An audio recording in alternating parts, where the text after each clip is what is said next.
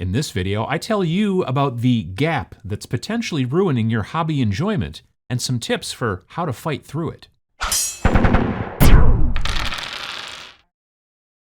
This is going to be one of those motivational videos that many viewers like. Hopefully you're one of them. Or if you're, having a hard time with your miniatures painting hobby journey, give a listen.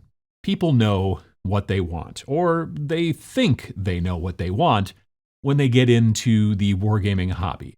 And I mean the building and painting part of the hobby, not the gaming part or the lore. Though, to be fair, some of this could certainly apply to the tournament play side as well, I suppose. But what attracts people like you to this hobby is the things that you like. You love the way that an army looks, or cool monsters, or awesome vehicles, or, whatever.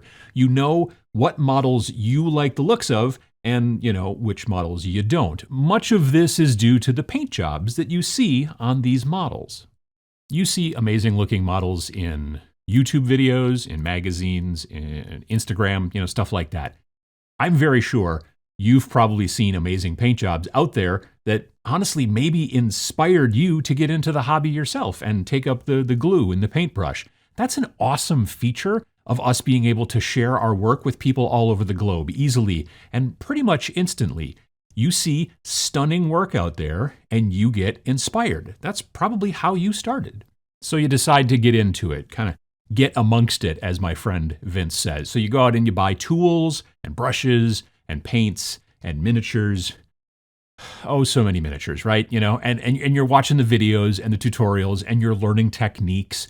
You're ready to start building and painting, and you're ready for the fun and great work to begin, right? As you start painting, you realize you're not good at it, right? Your stuff doesn't look like the amazing stuff that you keep seeing on the grams, as the children say.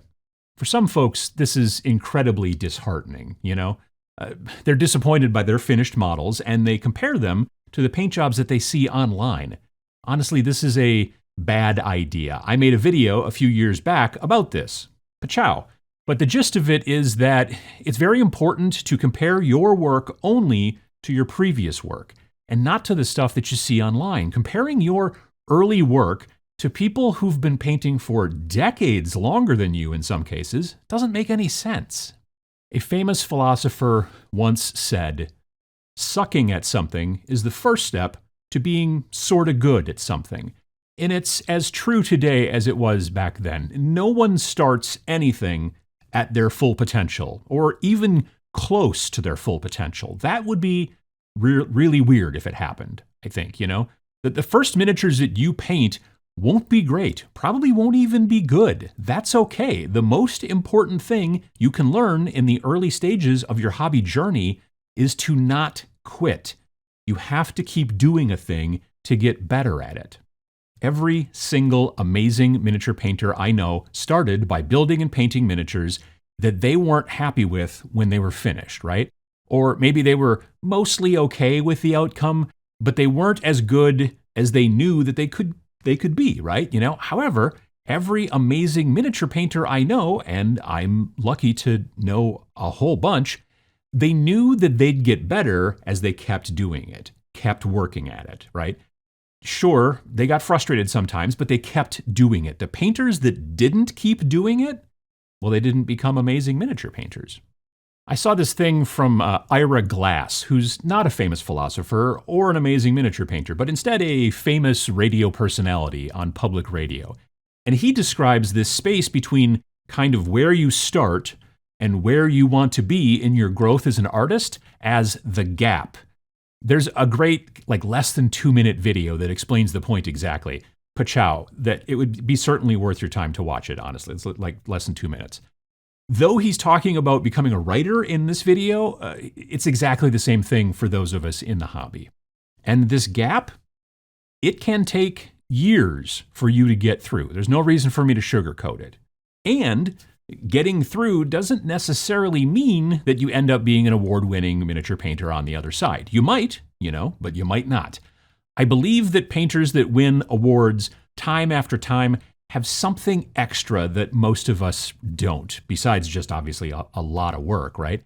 However, once you get through the gap, you will start really liking how the models that you're painting are coming out. That's super, super important. More important than any award, frankly. So if you want to get through this gap with your miniature painting, there are two main steps. Number one, don't quit. I mentioned this earlier, right? I've never met an amazing miniature painter who quit shortly after they started and then found out that they sucked, right? It just makes sense. Step two, paint a lot of miniatures constantly. The amazing miniature painters that I know, after learning that they sucked at the beginning, continued painting more and more and more and getting better. Don't start with like big expensive miniatures because, well, you suck at the beginning and you don't want to suck on a, big expensive miniature. Start with the cheap minis and do a ton of them.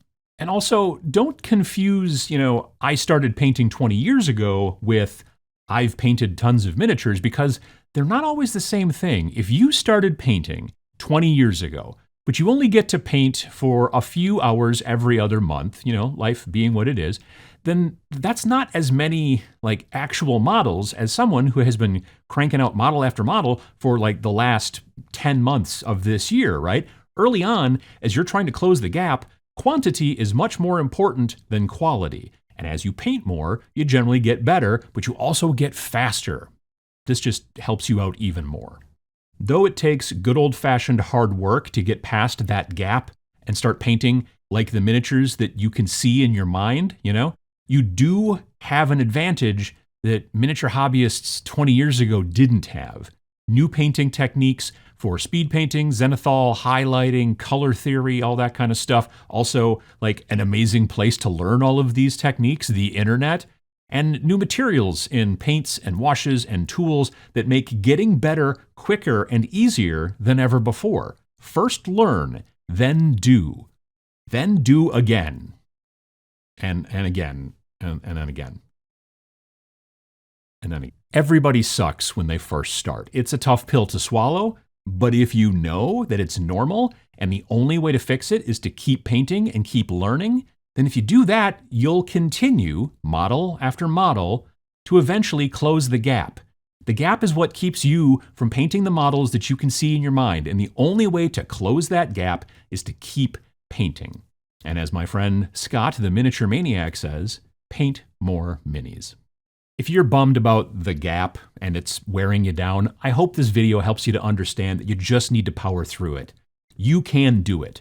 Or if you have a friend who's stuck in the gap, please send them this video. I hope it can help them as well. If you like this kind of content, hitting the like button would help to spread the word, as does commenting and replying to other comments down below as well. Did you get through the gap? Let us know how down there in the comments. Subscribe to see more, and thanks for watching.